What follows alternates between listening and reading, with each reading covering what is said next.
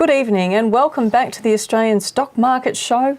My quote for tonight comes from Mark Twain. He said, "Stay away from those people who try to disparage your ambitions. Small minds will always do that, but great minds will give you a feeling that you can become great too." Our aim as we give you our upfront no BS approach is to give you that feeling that you too can become great at the market. And that means helping you reduce some of your fears so that you take action to succeed. For our main topic tonight, we take a look at 3 of the hottest commodities and whether now is the time to buy commodity stocks. So stay tuned as Dale and I get into that and plenty more. Hello, I'm Janine Cox, your host for tonight, and joining me is Dale Gillham, and we're Australia's most trusted stock market educators. How are you going? I'm pretty good. How are you? Good, thanks. Bit croaky, so just watch out. A little bit croaky. Well, I can't be. I was in Ballarat last week. And Gee, over that's the weekend. freezing, isn't it? I know it was damn. You know how I know it was damn cold? Okay, I'm just really not sure what I'm going to hear here. Well, I went for a walk and on the street I saw this guy. He was a solicitor and he had his hands in his own pockets. Right. And then I turned the corner and there was a dog stuck to a fire hydrant. It was damn cold in Ballarat. Really? It was. But so you went to see that light show though, didn't you? I went and saw the Sovereign Hill Sound and Light Show. Yeah, but I stayed up there for a couple of days, had lunch with my brother and Lovely. bought a few different things for my guitar and stuff. And no, I'm not going to play that for you. So One day.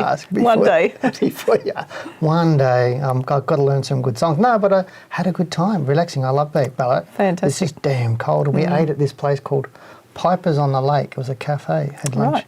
Very nice. You should take your husband there. Lovely. Or he should take you there, one of the two. Okay. But anyway, let's get into some more serious stuff. So before we get into that first segment for tonight, again, we're going to take some live calls on the show. So if you do want to chat to Janine and I and ask us your most burning questions, then this is your opportunity to pick up your phone and call us now. The number you need to call is 03 for Melbourne 92909988.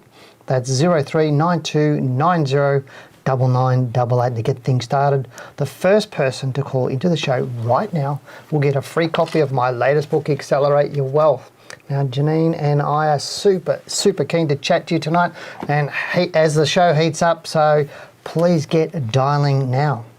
While we wait for you to call, it is the 3rd Tuesday in the month, and this means that we take a look at the world markets. So let's get into the charts. All right. There we go. On your screen is the watch list. Yeah. That is the yearly chart data, isn't it? We've got, it says yearly at the top. Can you see that? No, but I just guessed. I just guessed because it's a sea of red. Okay, have you been playing around with my charts again? No, I haven't touched the charts. I'm just going to check. I just want to be sure. Yeah, no, you haven't. I haven't touched it. I just had to check. I always get the blame, don't I?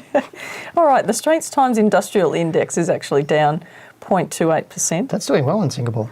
And the FTSE, well, if you've got a sea of red, you've got to say something's doing well, don't you? I do. Well, Being a I'm positive sure. person. I know most people would take a 0.28% loss than a 30% loss. Then a 21, that's down here, the Nasdaq's down, but that's just pretty normal, sort of a pullback for any market from time to time. So the Dow's down, what, 14.5? Yeah, we've jumped right to the bottom. Hang on, why don't we just come back up to the top? All right, you're leading. You've got the mouse. Okay, the UK market, the FTSE 100 Doing down well. 2%. That's really good, isn't it? Really stable. Yep. Tokyo 1000 index is actually down 6.1%. Yep. India. Should we talk about India as well? Down No, not 6.5%. The Shanghai Composite, I'm just going to skip a couple, China? down 10%. Yes, and then we've got our market in the middle of the board. Isn't that typical? Our market's often in the middle of the board, down 10%. It generally is in the middle of the board, isn't it? Yeah. And the Hang Seng down 11, even though the Chinese economy has really slowed, hasn't it? It has, but I mean, it's actually interesting to see. We're going to have a look at some of the charts for the Asian markets very shortly. Yep. But I'm just interested that the Australian market is often not as volatile as US markets, Correct. but it's actually more stable. Correct. Generally in these Which is corrections. why we get, over a long period of time, we get better returns. Yeah, well, look, the Australian market, they swap though, because over every 5 years, one market does better than the other. Yeah, but over the long term, it's... If you bought and hold. Basically, well, it's that study done by Harvard or Princeton University Press. I can't remember the people's names, the researchers' Over 20 names. years, you're talking No, about? over 100 years. They researched No world one's going to hold markets. stocks for 100 years. Well, no, I'm not that old either. but they've researched all the major world markets, and it's called, I think it's called Triumph of the Optimist, isn't it? No, yeah, I think it is, by Princeton University Press, and it's proven that the Australian market outperforms the US market, and the US market is about 8 on the list. Yeah, but that's more to do with the taxation side of it, isn't it? The No, franking. it's putting all the factors in terms of inflation, all sorts of other things.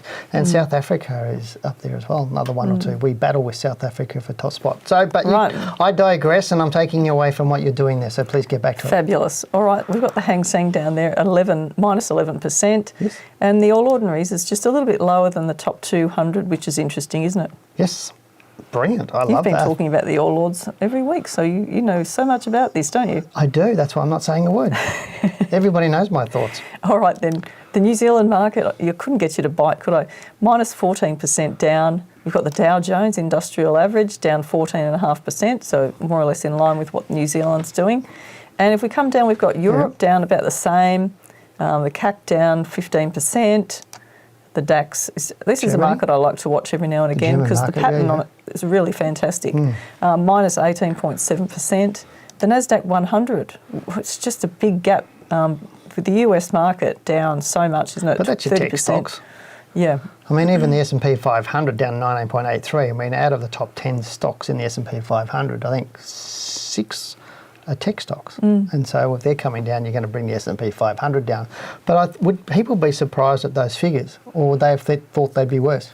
I think they believe that they would be worse. However, if we have a look at our thoughts, when we look at sectors, we're looking for the ones that have fallen the most. So does this mean then that investors should be looking at the ones that have been hit hardest, or is it possible that the US market could fall further? I don't know. Are we going to have a look at the Dow or the Let's the go S&P? and have a look at the chart. All right, so there you go. You can see the Dow Jones Industrial Average there. I've put a line all the way up the chart so we can see that really the chart's sort of coming back to some sort of an average. Yeah, it's just coming back to its longer term average. The average is an average. Yeah. Do you like that? Very smart. Okay, keep going. Okay, so 20% correction is a crash. It's not quite there. Are they going to actually draw a line in the sand and say when it goes down another 0.25 that we've got a crash? Probably. Or maybe they've already called it because they're saying near enough is good enough. Is that what they think? Probably, but I mean, 20% is not a crash to me. It's just a normal correction or a bearish market for a while. But that's But it my could opinion. come up and then come back down to test that, couldn't it? It could, very, very much so. So what are we looking at? So you're going to have a look at the S&P or the FTSE or the Hang Okay, Seng, yep. or The what are FTSE, we were looking just at now? looking at that before. It's interesting to look and see how far it's Interesting risen. market, isn't it? From it's just a sideways market. Yeah. So we're talking about 2003 back down here. Prior to the GFC, which it almost corrected 100% of that range when it came back in the GFC in 2009. But it's risen 140% from that low. Now, not everybody's going to be picking these sorts of lows because that's, remember, when everything's at its worst, the doom and gloom. Yeah. So, the average person is not going to be picking that sort of... A lot of people tend to get in at the tops, and there were so many people that got in around here in 1999. But it's interesting when you see a market like that, it's made up of the stocks. So what are the stocks in the FTSE as compared to something like Yeah, well, the that Dow? would be fascinating to have a study. I haven't looked at that, have you? No, I haven't looked at that too, but there's obviously different kind of stocks when you're seeing a market like the S&P or the Dow who have really strong growth, and this one's more sideways-ish, so it's a different type of stock in that market. Definitely, yeah. I would tend to think more financials will be in there. Yeah. Then we've got the Hang Seng Index. So you can see there that this is a sideways market as well that we're watching. And it's still, what's fascinating to me is that January 2018 was the high, and it's really struggled to get through that, hasn't made it, and it's just been in a long-term decline, really. Okay, well, fantastic. So that's all you want to say now? So That's can we really move it. on to the... But there could be else, or- opportunities in that market, you would think, if the lows hold around this level that we've got here Okay. on the chart. All right. That's it for the world markets, eh? Fantastic, yes. Now, as Dale said, that is it for world markets. Now it's time to get into our first email for the night. All right, our first email question is from Joe, who says, "Hello, Dale and Janine. Thanks for your weekly show. Can you please suggest which stock out of Coles or Woolworths is the better one to have on a current watch list? Thanks, Joe."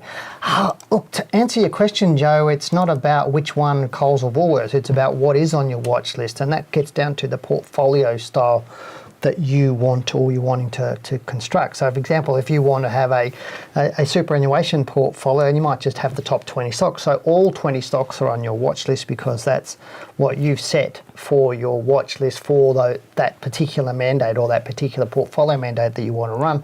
If you want to run a mid-cap portfolio, then you'd have a different set of stocks. It's not like, because they're both sort of retail stocks, which one should I have? I'd have both of them on my watch list. What do you reckon? Yeah, I was actually going to say the same thing. So, Coles and Woolies, and not just because you might buy both of them, you might only pick one at any point in time, depending on how you decide to structure your portfolio, but it'll just give you that point of difference to understand, well, if you're more interested in Coles, from time to time, they're going to perform better than Woolies. They don't necessarily all move the same way at the same time. So it may be that you're in Coles for a while, but then you might be out of Coles and in Woolworths. So just keep an eye on that and see how they both track relative to each other. All right, well, if you do want to catch up with Janine and myself, remember, you know the number need to dial. It's 9290 9988. But I think we've got an email. We do, and our next email is from Max. Hi team, just a technical question. There is a petition going around to stop or ban short selling, saying that the ASX should ban short selling. Here is my question.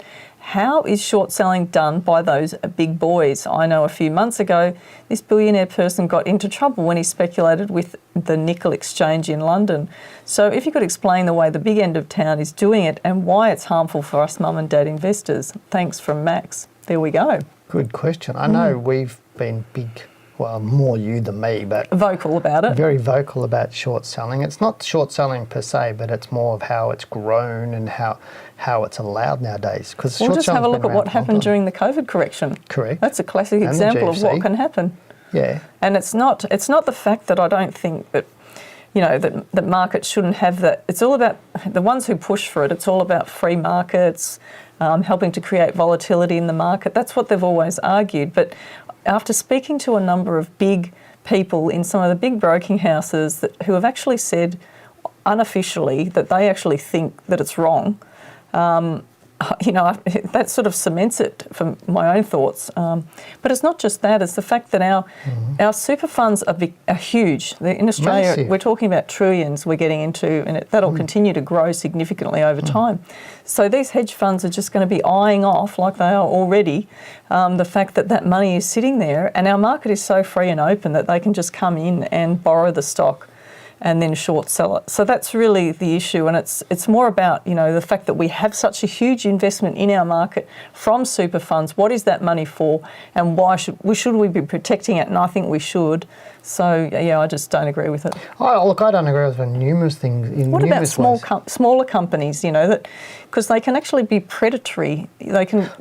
That's where I'm coming from, because it can be predatory if you want to take over a company. In theory, or let's say a hedge fund wants to manipulate a company, they can just short sell a company and drive the price down so somebody else can take them over at a cheaper price. And it just really opens up to the market to unfair tactics by big institutions or big companies to manipulate how the market is traded. It's not necessarily about value, and it's not necessarily about creating value in terms of investing. It's about corporate acquisitions and things like that. It brings all that into play, which should be banned. Yeah, I wonder what the Australian Shareholders Association is saying about this, and whether I don't know who's bringing the petition. No, it's not them, but if you just Google it, you'll find it. But it may be that they're actually getting in on that as well. I mean, you'd think that they might have back in the old days, it used to be that if you wanted to short sell, you had to put up some margin, but you had to sell, but you had to buy back within 3 days. Nowadays, they just borrow stock like you're just mentioning, and they can be in a short position for weeks or months. But it's where they're borrowing it from too, which is nuts. I mean, they're borrowing it from the super funds.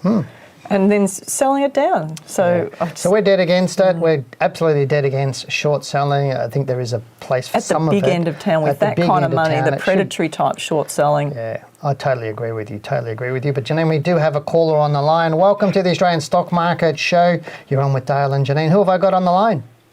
You have Stephen on the line. Stephen, where are you from, mate? I'm from the refrigerator called Melbourne. Ah, fantastic. You've got your winter woolies on, I bet, and in front of the fire. Yes, and I saw a brass monkey looking for a welder.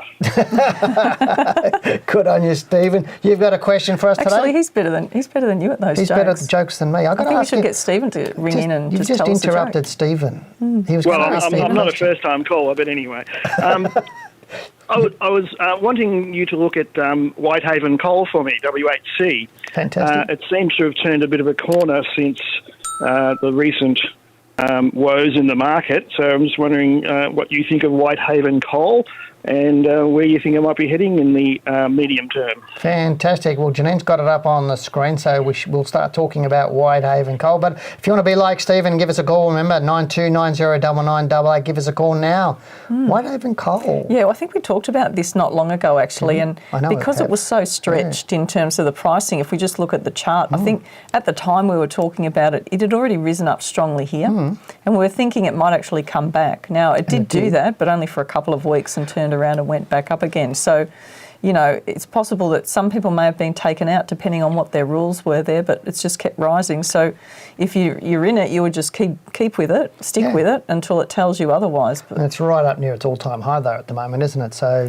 yeah, so there could be some resistance there. Yep.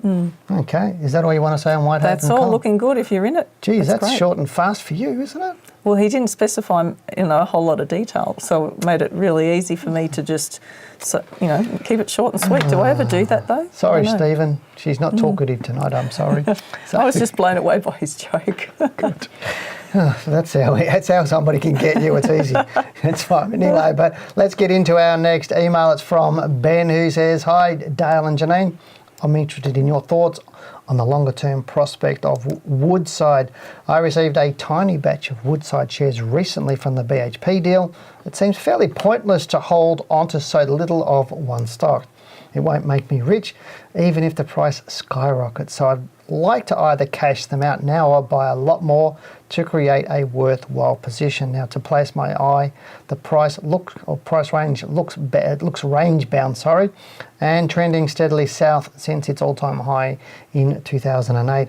Can't see any point in buying more or holding on to what I have. I'm interested to know if you see Woodside the same way, or if you actually see an upside to owning Woodside in the medium to longer term. Regards, Ben." We also got an email on Woodside from our Austrian viewer. We have a viewer in Austria called Anton. He does email through every now and again. And he said, but I'm not going to read his email, but basically he said he's currently holding it, and he had some resistance levels, and he said, "What do you reckon, Dale?" Because he loves you and more you than me, but anyway, that's understandable. Fantastic. But we're going to chat about Woodside. Let's get into the chart. So long term, he's absolutely right. The trend is down. So we can see that Woodside on this monthly chart on the left is down, but it's actually up. The trend actually changed here. So from the COVID pullback, March 2020, you could argue that the long-term trend has actually changed depending on the metrics that you use to actually determine the trends. And we use 18 months plus, don't we? Yeah. So for us, that would be a long-term uptrend. But for the industry, it's probably more still down. I would say, look, at the moment, if it continued to move back up above this high here, then there's no reason why it's not going to keep going. Yeah, so I don't see any reason why it wouldn't keep going. I mean, it's going to get a little bit of resistance overhead, but that doesn't necessarily mean it's going to stop. Yeah. But holding a small parcel of shares, look, and I understand that because that's happened to me too, especially with stocks that I was actively trading, you'd sell them and then you'd get one or two stocks as a dividend or something like that. If in those early days when I used to do dividend reinvesting, before I actually knew that it actually wasn't that smart. And I think I held one stock of News Corp for about 5 years, I reckon, because they just keep giving me another dividend. But would you hold a very small parcel of shares that you got given off that deal with BHP? Look, me personally, I'd probably just sell it. I'd probably just sell it too. But if it was just coming up as a buy, then it might be worth buying some more at that point. Yeah, but you've got to define your buy rule, obviously, at that point. But I do like Woodside. I agree with you. I think it's got some good potential. So, Anton, I think I'd stay with it. I really would. Anyway, Janine, I think it's time we actually get into our topic for tonight. Now, I'm sure that you're aware we live in a commodity-rich country, and this presents some great opportunities to profit from those companies involved in this industry. Now, for tonight, we're going to get into some commodities that have fallen heavily since March. Now, whilst it's really cold outside, especially here in Melbourne. There is nothing like a discussion on commodities to get everyone warmed up. Now, as we look at this area, we will answer the question I'm sure you will all want to know the answer to, and that is, are we seeing light at the end of the commodity sell-off tunnel? You're forgetting something there. How are we going to warm everyone up without discussing the best stocks? Well, that's pretty simple, Janine. Everybody knows we always talk about hot stocks, but given we're talking about commodities, let's just stick with commodity stocks that could have the best growth in this decade, and whether now is the right time to buy. I'm glad that you said that, because I've prepared 5 of the top commodity stocks. Okay, now before we get into that, on a more serious note, I do want to share a little secret. That is, most savvy investors look beyond the current crisis, as they know a good investment strategy is to buy into the next hot area. What they do is look for areas to invest their money in that the masses are currently not interested in or are fearful of, because these are the areas that are likely to produce the greatest growth in the medium to longer term. So true, and this is why I wanted to look at commodities and commodity stocks now. So Dale, before we get into looking at the charts, here's a few fun facts to get you and your viewers going. Dale, did you know that Australia continues to punch out the lights on our balance of trade? According to the Australian Bureau of Statistics, our trade surplus in May 2022 is around 16 billion. Does that blow you away? 16 billion? I'd be happy with that surplus in my bank account. Wouldn't anybody at that point, though? Well, imagine having that kind of surplus in your bank account. I know. Well, it's not bad. I mean, Australia's doing pretty well at this point, wouldn't you say? They are, but it didn't surprise me that, I mean, it's well, impressive. When you think about iron ore and what's going on with our commodities, then it's not a surprise. So everybody would be impressed by that. Now, I do have some more stats before we get into the charts. According to a government report, Australia is the largest producer of iron ore, and around 56% of the ore goes to China. Also, export volumes of iron ore are estimated to be around 876 million tonnes, and this is likely to rise to 929 million tonnes in the next 1 to 2 years. That's a lot of million tonnes. That's really, really impressive, Janine, but here's a real fun fact I bet you didn't know. Here we go. That iron ore was originally produced by algae. Oh, jeez. You got me there, but I've not finished my stats. Did you know that copper is important? According to industry data, copper exports are expected to be worth around 14 billion, which means Australia is considered around the 6th top producer of copper in the world. God, I know grandmothers are happy with copper because they can make phone calls on their copper phone lines. Anyway, I have another fun fact, Janine, and that is 80% of the copper in circulation is still in use. You stuffed up the punchline then. No. We still have one more. We still have one more commodity we have not mentioned, and that is silver. I'm going to start to cry now. Hi-ho, silver. So shortly, Dale and I will take a look at the potential opportunity in silver, including one company with the largest silver producing mine in Australia and the company with the largest undeveloped silver mine in Australia. Now we're really getting warmed up, and I hope you are too. So let's get into the charts. Okay, so looking at the charts, what have we got on the screen? Okay, well this is silver, the futures, silver. right? The silver market. Yeah. So what this shows, or you tell me what it shows. Well, silver first lags of all. behind gold, doesn't it? So gold takes off and then later on silver does. And it tends to be far more volatile Yes. than gold. So traders tend to go for silver. Yep. And more investors tend to go for gold. But I think there's an argument to say that you could trade gold quite easily because it trends so beautifully. Correct. Absolutely. Now, but this is more shorter-term trading in terms of silver, and you have to be prepared to get in and out. It's not a matter of saying, I'm going to be in this for the long haul, because why is that? Just look at the chart. What does the chart say? It says, if you're in it for the long haul, you could be down for 10 years and it does nothing. So whereas we can see that it had a really nice rise off that COVID low, but it's more or less just coming back to test all of this across here. Now, this could be a point at which it turns around again. We're just watching to see if that's what's about to happen with silver, and I'd say that we'll find that out within a month or two. I think we will too, yeah. A bit of a turnaround potential there. So that's the silver, what's happening in silver. So we can see on the chart there, it's actually down 40.6 or 7% from that high in February 2021, and down 34.5% from the high here in 2022. That was in February. So very volatile. That's what that really demonstrates. So that's silver. What happened after? Am I able to ask a question? Oh, look, as long as you can answer it. Well, maybe. What happened after the GFC? Because obviously after COVID pulled back into 2020, it took off. Yep. What happened after the GFC? Look, I mean, if we just go back and have a look at the chart, I mean, gold and Look at that. all commodities are cyclical. So, I mean, you just have to think about supply and demand. Now, if we look down here, we can see that it was 2001 when the silver price actually had bottomed out. In fact, if you go back and have a look at gold, you'll see that way back in the 70s, it would actually had peaked out and then fell away for quite a while. So there are commodities that spend a lot of time just tracking along these lows, but you might think that that's, you know, it hasn't really done anything, but it's all relative, isn't it? Yeah, it is all relative, yeah. So, you know, you're looking at that thinking, oh, it just did nothing, it was range bound, but, you know, that's a 60% fall there. Yeah. So it is tradable, regardless of whether it's in these sideways moves or not, but better to have a nice trend if you can get it. So from time to time, it's going to take off, and we just have to be patient and wait and see. So if this finds some support and starts to turn around, there could be good opportunities. Could be a good opportunity, yeah.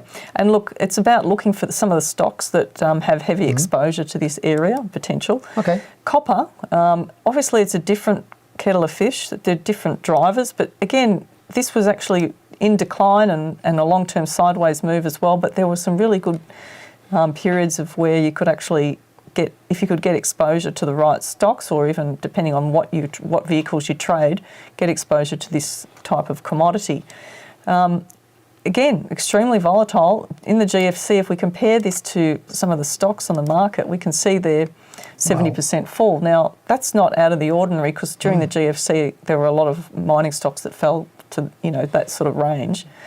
But then we've had this lovely sort of correction, and people think lovely, but it is. It's actually a really orderly correction from the high here. Like a lot of the stocks, BHP, all the miners had a similar sort of correction down into 2016. Yep. And then we've just seen that commodities drive and this big push out of the COVID low, but now it's coming back to sort of where it wants to be, more in the middle of the range of this whole. If you look across the chart, you can see that's not abnormal. It's quite normal to see stocks or commodities move back to levels that they actually were trading at before, that they were comfortable. So I was just going to say, you'd think copper would continue to go, because obviously copper is part of a component with electric vehicles and batteries. Well, copper's also used heavily in the commercial and domestic in building construction. So, you know, if building construction slows down because they can't get the supply of some of the materials, this can happen. But I just think we just need to wait till the dust settles and see how copper unfolds later in the year. All right, so that's copper. Now we're talking about iron ore. So this is just a line chart of the iron ore price. And we're seeing here this huge volatility that was driven largely by what was going on with China and the trade issues with China. And then we saw a huge pullback occur in 2021, and since then it's actually coming up to more normal levels. So I think this is actually really healthy, a healthy point for the iron ore price to be trading at. We can see that over time there's some really nice support there. It wants to sort of come back to around that 130, 120, could even go a little bit lower than that. But I just think there's some nice levels there. So this could set up, if it finds support around those levels and then turns and goes back up again, we could see some really nice levels to support our miners. But it's also going to be relied a bit more on China, because obviously China's GDP and everything is slowed. I think the last figures I saw was like 2% growth, less than 2% growth anyway, and I think it was even probably less than that. Yeah. And obviously for many years China was 6% plus, and well, historically they've just driven it that way, haven't they? Yeah, they have. But I mean, look, the real risk is, I guess, if it goes back below $100, then we know that the iron ore price is going to go the other way, and it could end up settling down much lower towards $60, $70 a tonne, which would have significant ramifications for some of the small miners. But during the correction that the commodities and mining sector had to have into 2016, that actually allowed the big iron ore miners to position themselves much better in terms of their cost base. Okay. Cool. Cost of production. So, right, so now's the really exciting part. We're going to get into stocks, are we? Yeah, now perhaps you would like to talk about this one. Why? I thought you'd like to talk about it. You're the one that brought it up. Just the chart, in your opinion, on what's happening. It looks crap to me, but anyway.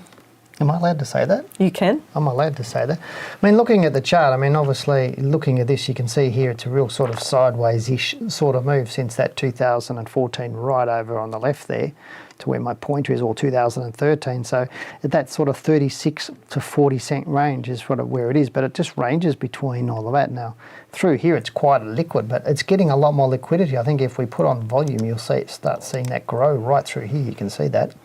So it's looking a little bit better, isn't it? Yeah, so this is, so Silver Mines is actually the one with the undeveloped project.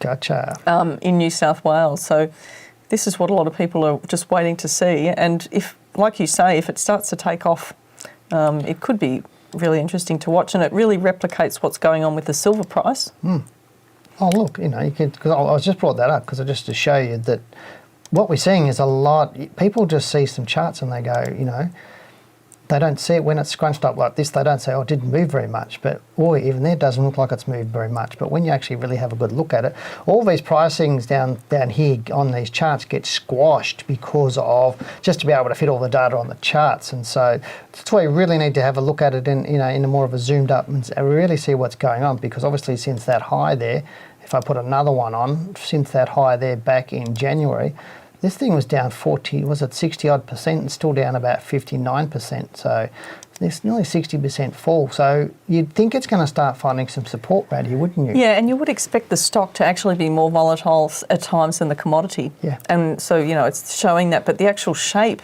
of how this is unfolded is very much similar to what we saw on the more recent silver price. So that's what you want to see. Yeah, very, so very that much when so. silver starts to take off, you would expect that the chart of the actual mine the silver mines to take off as well. Too early though, isn't it? It's too early to do anything with it now. And it is, like you say, that there are some liquidity or were some liquidity issues. This is a speculative thing. Yeah, I mean, it's looking a lot better now. The liquidity is a little bit higher there through. We're seeing a little bit more consistency in the volume through there. You know, 104 million shares, 59 or 60 million shares, 80 million, 60, nearly 70 million. Currently, this month, which we're roughly way through, it's 25 million. So we're still on a monthly chart. So, and it's still looking all right. So if it does find some support, then we And might it's see it interesting move that up. you talk about the volume, because this is the sort of stock where volume is important. Critically important, because obviously this is a monthly chart, and so those figures were over a month. Yeah. So we do need to look at that anyway. Anyway, we've got S32 as well. This is on the silver side as well. We've got a mine in Cannington in Queensland. So that's the this is actually the biggest mine in Australia. It's the biggest mine in Australia. Yeah, it's the biggest silver mine that we've got. And so that's S32. So if people are watching what's happening with silver, now let's just have a look and see what S32 is doing. Now I don't know what percentage of their business comes from the silver that, mines. though. Yeah. But we can see there's 37% decline. I know a lot of people have been asking me about this over the last few weeks, because obviously they're seeing this big fall on this stock, and this is a massive stock, South 32. So they're seeing this big fall and they're going, you know, what should I do? You know, Well, you wouldn't have been in that now. No, you wouldn't be. You're out of that stock at the moment. So you would have been out of this stock for a few weeks, probably at least. I mean, the best case scenario is that it actually finds support where it is now. But the risk is when stocks fall like that is that you could end up with this sort of thing happening. You know, 60%. I don't expect that to be the case this time, but it could keep falling. I still think it's got further to fall, but I agree with you. I don't think it's going to fall around 60%, but I think it's going to fall a little bit further from where it is now. But I actually love this stock. I think it'll do well in the longer term, but I think the shorter term, it's just so it's weak. And it's showing it's really, really weak because it's a really big stock. It's a very liquid stock. And I think it should be on everybody's watch list. Well, just to put this in perspective, you can see there how it's fallen. It's just literally dropped out of bed. Yeah. So in those situations, you know that it's going to be a while before you're going to get any sort of an entry rule to be able to trade it. Yep. So that's S32, but just keep it there, as Dale said. Now we've got BHP. This is the copper. We're looking at copper stocks now. So BHP Group is actually got Olympic Dam. Now that's pretty impressive in terms of its exposure to copper, but obviously BHP is quite a diversified stock still, even without the oil, the petroleum side of things. We're looking at huge support across here. Now it could be that BHP finds support very soon and just turns around and goes back up. one thing I like to do with some of the students when they, when I was working through our trading essentials, I used to run that, as you know. Yeah. And when we were working through stocks, sometimes I'd say to them, look, if you're confused about what a stock is doing, just change the range on the chart. So simply change this to, say, 65, so we can see. When you shrink it down like that, it looks like BHP is actually in its infancy. It does. We've got a long way to go. That's what it looks like. The real risk, we've said before, I think, on the show, is if BHP takes out that low in November. Yeah, then, but it's, at the going, moment, then it's going to about, $24. But at the moment, there's the potential for it to turn around. So right now, I mean, if you look at the weekly chart and you have rules, there'd be lots of reasons why you'd be out of that, just because of the fact that it could continue to fall. There's a gap all the way down here, which is a bit of a risk in terms of it coming back to fill that gap, but I'm hoping it'll find support there and we'll start seeing it back up. But once you see this sort of resistance overhead, that's really strong. That is really strong. So you're not saying what? So you're saying towards the end of the year or something soon? Finding support. I don't even want to preempt it at this point because I think things are in a little bit of flux at the moment. It's more about perception than anything else. Yeah. I mean, JB Hi-Fi came out with some great results, but and yet that stock has been sold down incredibly because of the whole talk of inflation and consumer spending and what that will drive. And there could be supply issues in that as well. But, maybe that's going to make a big difference for JB Hi-Fi. I'm not saying now, but the same sort of thing with the commodities stocks. Okay. It's amazing how you can see some things turn around. It could be 6 months, I'm not sure, but it could be much less. We don't know. Okay, all right. But we need to first see BHP trade back above around about $39, $40. All right, okay. All right, so that's BHP. Now we've got MGX, Mount Gibson Iron. So obviously we've got a nice little iron ore stock there. If I expand that up, we can see long-term. This looks really interesting to me. It does. If this holds support here, we could be in for a nice long-term bull run on the stock. Now, if you're a long-term investor, you probably don't care to let volatility take it away and just let it run whatever it's going to do and then just wait until there's some really clear direction on the long-term chart and for it to be rising up. And that peak there would be a pretty good indicator of when it's going to go up long term. Yeah, I mean, this is another trading stock, isn't it, really? I mean, it's not one you're going to buy and hold. Oh, look, the monthly chart doesn't sort of show you that volatility. You go to the weekly chart and you can really see it. Yeah. Yeah, and I know a lot of people do, and they buy BHP or they buy a Rio or they buy a Fortescue and they expect continual growth. That's what they do. But you got to remember with commodity stocks and stocks within that commodity sector are going to be a lot more volatile. So you're going to have better rules. You're going to have to and really not put them in your set and forget. They're not really those stocks you're going to set and forget. They're not like a Macquarie Bank. It's quite volatile, but over time it does really well. Or probably a better one is the CSL or a Cochlear, something like that. They're not those sorts of stocks, but great stock when it does start to move. It looks like it's starting to find some support, but we're not 100% sure at the moment. But it's had a really good run up since November, right through to about May. So I do like it. You like it? Okay. Then we've got Oz. So Oz is obviously involved in the copper side of things, but it's been hit hard as well. The concern short term is how far is this pullback going to go? We don't know at the moment. It's still in a bit of free fall. There's no sign on the weekly chart, no sign on the monthly chart that it's going to turn around just yet. So you don't want to try to second guess where things are. You're better off to let it bounce around the bottom and get, confirmed low in there.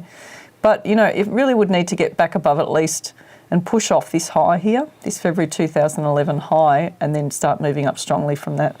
Yeah, that's what I'd like to see. I actually love this stock. I really do. Not right now, but I do love it. It's such a good trading stock. Yep. And you can make so much. I mean, look at those trends up. They're really nice, aren't they? They are beautiful. And you can make some really good money on the stock if you've got the right rules and you stick with it and get in and you get out. But not another buy and hold stock.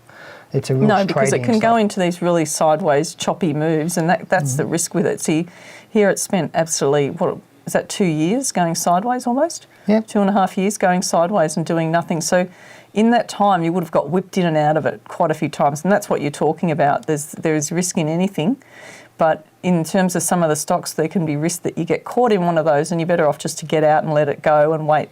I can remember talking to someone that said to me, "Oh, you never sell Oz." You just keep holding it. And I'm thinking, well, the history doesn't tell you that. Go back and have a look at the long-term history. If you get in and it goes the other way, don't worry about being wrong in that one instant.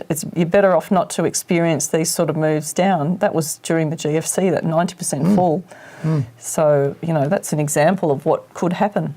Now, I noticed you didn't have Rio in there or Fortescue. Well, I was trying to keep the number of stocks down. We said 5. I'm just trying to be good. Can I say that? Since when have you learned how to count? Well, I did this time. So they're your 5 hot stocks, or the ones that you think that could be the best into 2023. These are stocks that you need to have on your watch list. I know you talked about 2023 into 2024 sort of for these stocks. So waiting for them to find support, waiting for the market to settle. That's what you were talking about, and really putting these on your watch list now, because all of them will get some good growth once they find some support. And that's really what you're saying. So once the commodity finds a bit of support and starts to move, these things will start to move as well. That's right. Cool. I'm glad I got that right. He's good, isn't he? Cool. Well done. All right. Well, that's it for our topic for tonight. Thanks, Janine. Now, before we get into our next email, I do hope you have your phone ready and have been patiently waiting for the opportunity to call into the show to ask Janine and I your most burning questions. Now it's time to get dialing. The number you need to dial is 0392909988. That's 03 for Melbourne, 92909988. So get dialing now and you can talk to us. While you call us, we'll get into answering the next question, so call now.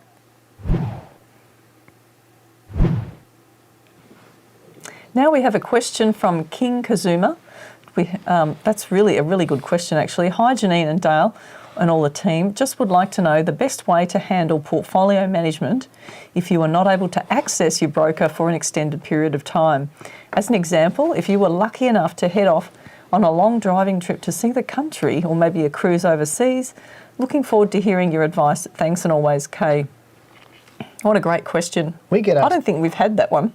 Not on this. We do. I know our students do ring us up and graduates ring us up and say, how do you guys handle this? There's different ways of handling it. Just depends on your situation. I know some people, like more the older people, might have a son or a daughter they trust, and they've just given them the details of their account, and they just said, if I need to ring you, buy or sell the stock, just do that or something like that. But it's more, you can trade from anywhere in the world today. We have people... hang on, because what about when there are issues with internet? And because I had a conversation with someone who said, Janine, we should have transferred our stocks to you and let you manage them, and Wealth Within manage them, because I went overseas and I could not get access to the internet or anything for over a week because they had problems in this particular country because they didn't have great... a long time. If you got the good stocks... But that's just right when it was a critical time and the market was plummeting and his stocks were falling. Or was it falling before then?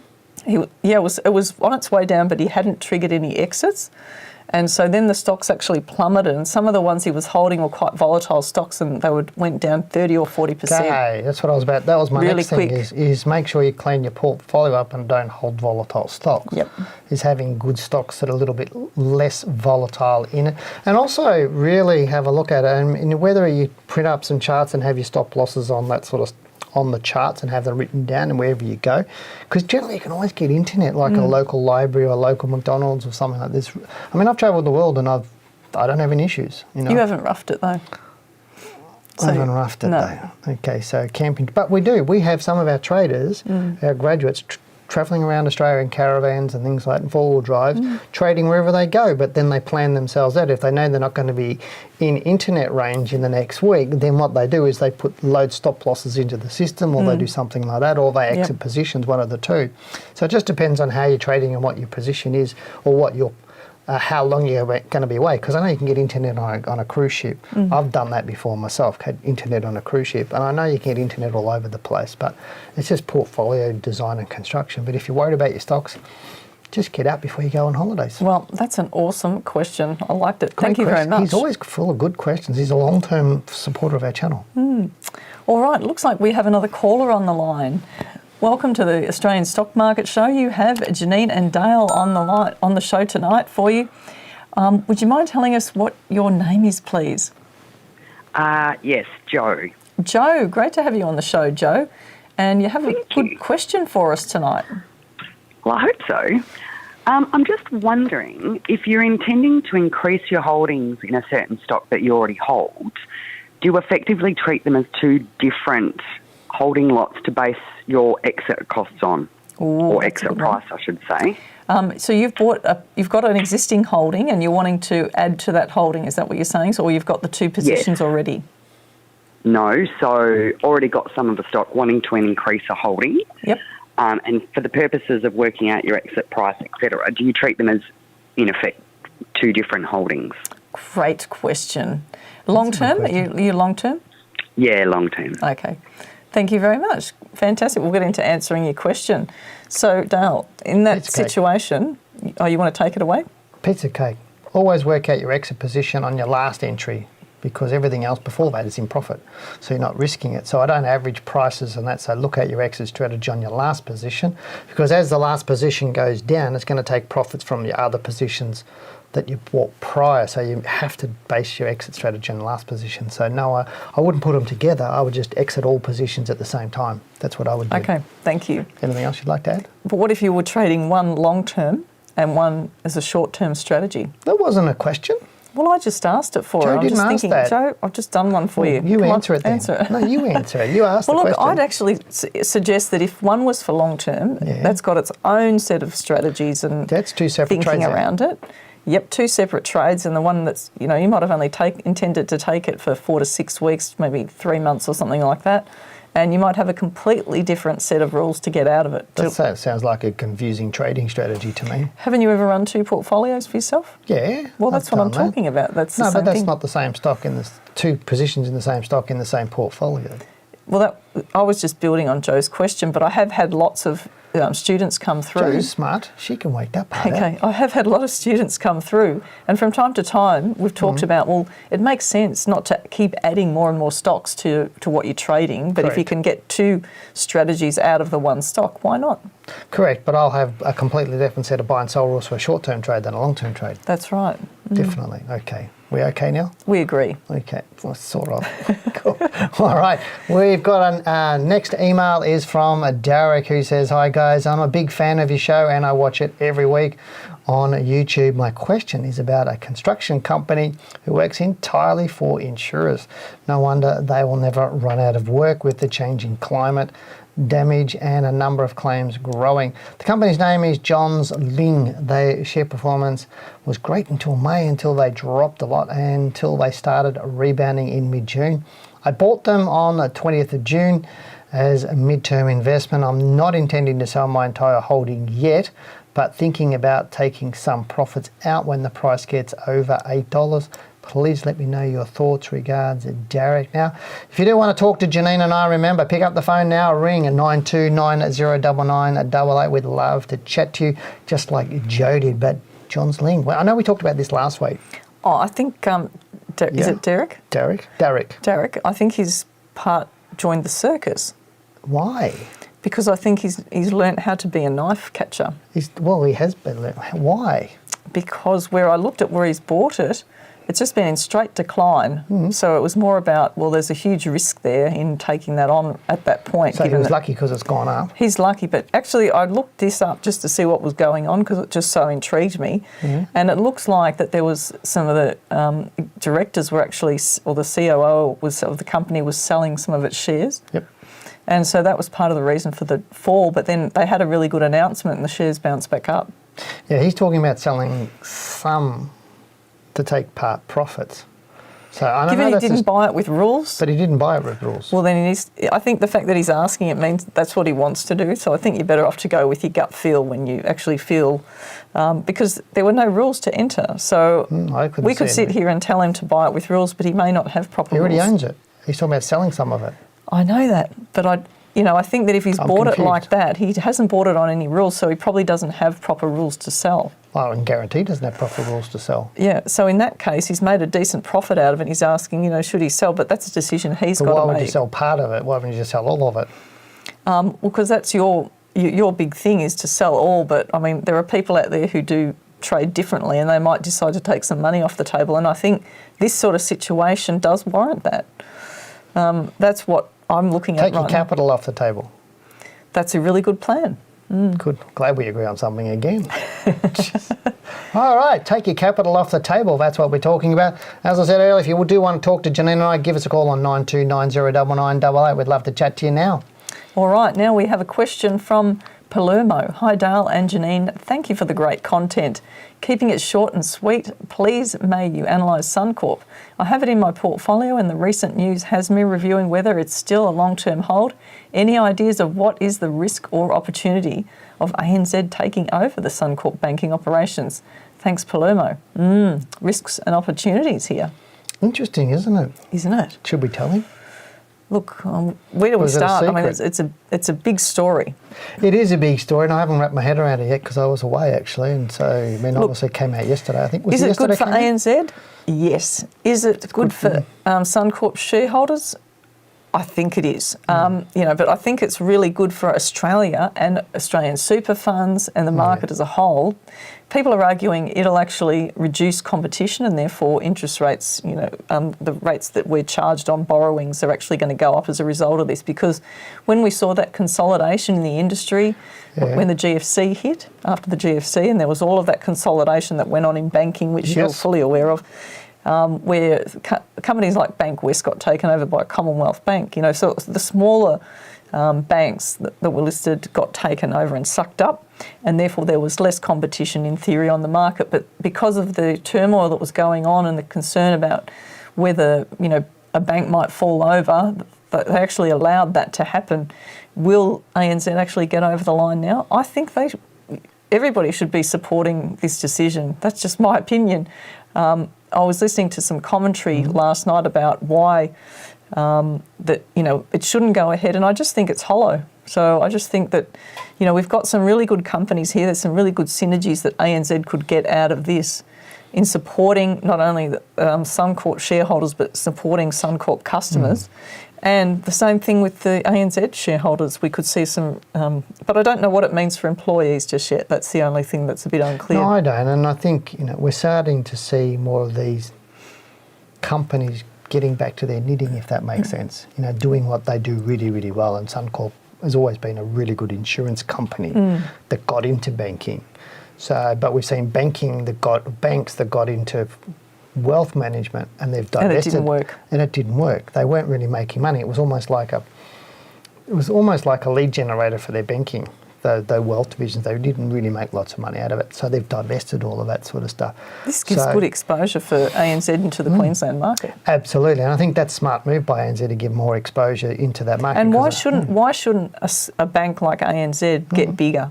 Yeah, in our marketplace? Why is it that we constantly look at what competition means? The ACCC look at it and they're trying to look after you as the consumer. But why is it that we tend to give away Australian companies and let overseas companies come in and take them over just because of competition?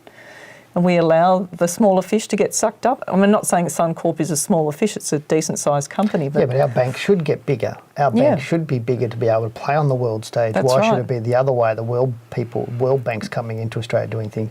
Because I know Citibank sold their credit card division to, was it Westpac or NAB? Combank, I can't remember, one of the banks in the last week or so. Yeah. So I know that's happened. So I know some of our banks are making moves, more acquisitions. So I think it's good that we're seeing that in this economy too. We're seeing a little bit more of these corporate actions taking place. But I do like our banks getting bigger, a hell of a lot bigger actually than what they are. Yeah. Because I think we've got some good rules and regulations around banks here in Australia. Yeah, we do. We obviously just got to stay cautious though, because we don't want banks to just get too ahead of themselves over the next few years. So where do you think Suncorp's going to go?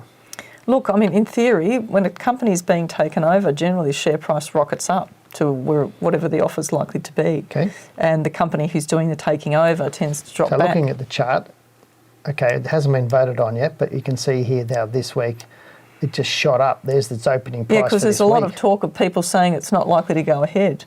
Okay, so that's why it's possibly plummeted down. Because of what happened after the GFC when other banks got sucked up and that lessened competition. But I just think this would be a mistake if it gets knocked on the head. Now, are we going to do a show on banks? I think we should, because only if everybody wants us to. Because do you want to? Actually, we already talked about it. Did we? We did, because when we heard the story of ANZ and Suncorp, we decided that was something that we should talk more about and just do a bit more research into what could happen, especially with the share prices of these companies. So we're going to do that next week? Yes. Okay, so next week we're going to look at the Suncorp, but also other banks as well. Well, we're going to look at all the big four banks and all the other banks and look at the opportunities in the banking sector, because I think it's looking quite exciting right now. What do you think? I think there's some good opportunities coming up. All right, well, let's get into our next email. And this one is from Ben, who says, "Hi guys, love the show. Wondering if you could take a look at AFG. I bought at $1.60 last month. Thanks, Ben." So let's have a look at AFG for Ben. All right. Now, we have marked that on the chart for Ben. Wow, he bought early, didn't he? Is he another knife catcher? I think he might be. Huh? Cool, he's a knife catcher. So looking at this, I've got to put my glasses on for this, Janine, but looking at this, if he bought back in June, so we're talking about buying down in here when the market's falling away, bad time to buy. So not a really good time to buy. He bought at $1.60 in June. Yeah, it's hit a bottom down there at $1.41 there on the week ending 8th of July. And so far it's up a little bit, but again, it hasn't really proven that it stopped falling. Now, it's possible that this could be the end of the fall and he got unlucky, but right now I just think it's way too early, because it could be just rising up just to fill that little bit of a gap there and then turn around again and go lower than that, but way too early. But look how volatile this stock is. Just have a look at that weekly chart just to see how nice that trend is on the way down. That's what we want to just have a look at. Look at it. Look at it. It's a nice angle, isn't it? It's a really, really nice angle. So if I can put a trend line, just to roughly my trend line tool on here, you can see, oh, there you go, look, it's really taken a dive a little bit steeper than that right across there. Let me do another one, and let's draw it right down through. This is not a proper trend line, but I think it's still going to have resistance right up until around here, because it could go up for another week or so and then turn around. Again, I'm still 50-50 on this one about whether it's got any sort of long-term prospects at the moment, but I just think he's got a lot more intestinal fortitude than I have at the moment. So he's tried to catch a falling knife? I think he has, and he may have caught a falling knife, but he may not. He may have been a perfect juggler and thrown it back up in the air again. Can we get a gong? Gong? So if someone's actually made a really good decision and had a good trade at the right time, we hit the gong, or we hit it if they've actually tried to catch a falling knife? If it's a good trade, what do we do if it's a bad trade? Well, maybe we use the gong for the bad trade. I think we should use a whoopee cushion for a bad trade. So it's just like, who's down on the whoopee cushion? Actually, I've been worried that one day I'll come into the show, I'll be sitting on my chair and you'll do something like that. No, I would never do that to you, because that would be too embarrassing for you anyway. But any last thoughts on AFG? Look, no, I agree. I think that's really an opportune time for, well, he was an opportunistic mover getting in at that low. I think it's probably going to turn around and go back down again potentially from that point if it hits that line. All right, so if you are still in that stock, Ben, just remember you just really do need to make sure you've got a stop loss on your position. Obviously, you bought at $1.60, you're slightly in profit right now. Well, actually, are you in profit right now? I don't think he is. Yeah, no, he would be just. He's just in profit now because it's closed at, what's that, $1? As long as he's got some rules. Just in there. So, if it does go up, he might be very fortunate. Well, I don't think he bought on rules, so make sure you have some rules. Make sure you put a stop loss in, because if it does start to go down, I would be getting out of it pretty quickly, because it's likely to break through that low that we saw there late in June. So if it breaks that last low, what you're saying is where could it go? It could back go down to this line? Yep, it could go right down there. So at the moment, it's a little bit of touch and go, because how many times in that run down did it go back up for a couple of weeks? Yeah, so that's about 10% or 11% from where he's bought it. Yep. So just be careful. Just make sure you've got a stop loss on it, Ben, and make sure you do have an exit strategy. But that's our thoughts on AFG for Ben. Now, I did want to thank everyone who's taken the time to comment on our YouTube channel and comments, because and especially those ones that have taken time to email us to the show. We really, really do appreciate your emails to the show, so please send those in if you do have them. You have been asking us questions, and each week we ask you for your thoughts. Last week we asked, was there a decision that you made about trading the stock market? This also goes for investors, that in hindsight you would have liked to make differently. And I could not wait to read your responses. And looking for the best answer, I could have easily chosen Jay's response, who said, in hindsight, I would not have traded randomly in the last 2 years. Instead, I would have joined one of your courses. We also liked NZBRG1's answer, being honest, most of the investing trading decisions I regret involve not taking stop losses. Thank you so much to everyone who shared their answers, and we're all wiser with hindsight. We do have another question. Let's see how you go. My question this week is, what is your preferred exit strategy? So get typing and write your answer below this video in the comments section. If you're listening to us in a podcast, excuse me, sorry about that. That's all right. You can still send us an email with your answer. Before you do, give us a 5-star rating and review on whatever podcasting app you are using. Now, did you know, Janine, we're now on Spotify and we're on Audible for our podcast. Oh, that's so So exciting. people on Spotify and Audible, they can listen to our podcast, not just on iTunes and Stitcher and iHeartRadio, those sorts of things we're on, but Spotify and Excellent. Audible. So how you go, I've just found out. But anyway, if you have enjoyed tonight's show, give the team a big thumbs up. That means click the like button underneath our video as well to let us know that you've enjoyed our show. Did you just knock then? No. Oh, okay, it wasn't you. All right, if you want us to answer your questions, then watch our show next Tuesday between 7 and 8 p.m. Pick up the phone and give us a call, as we'd love to chat with you. If you are not able to watch live, you can email your question ahead of the show. You do this by sending your email to info@wealthwithin.com.au, and remember to include Wealth Within Live in that subject line. So many people don't do that. Does it drive you nuts? It does drive us nuts. We need to have an email. Only emails, otherwise you don't get on the show. That's it. Anyway. Oh, you meanie. Oh, well, it's not hard. Type info@wealthwithin.com.au, Wealth sure Within they'll do Live, it and this type week. your question. It's pretty simple. So I'm sure everybody can do that. Yeah. So, but we do really appreciate your support for our show, and you show your support for us by subscribing to our channel and hitting that subscribe button now. Well, that is it for tonight's show. We do hope you enjoyed what we presented tonight. We have so enjoyed receiving all your emails, and thank those who called into the show.